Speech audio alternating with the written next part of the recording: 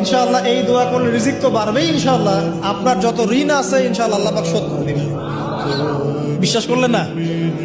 এই দোয়া শিখাই দিচ্ছি, এই জন্য আমাকে হাদিয়া দেওয়া দরকার, স্পেশালি আমাকে এখন হাদিয়া দেওয়া দরকার। গুরুত্বপূর্ণ দোয়া শিখাই দিচ্ছি। আলী রাদিয়াল্লাহু আনহু বলেছেন, কোন ব্যক্তির যদি পাহাড়ের সমানও ঋণ থাকে, এই দোয়া যদি আমল করে আল্লাহ পাক ওই ঋণও শোধ করে দিবেন ইনশাআল্লাহ। দোয়াটা হচ্ছে আল্লাহুম্মা ইকফিনি বিহালালিকা আন হারামিকা ওয়া আগনিনি বিফদলিকা আম্মান সিওয়াকা।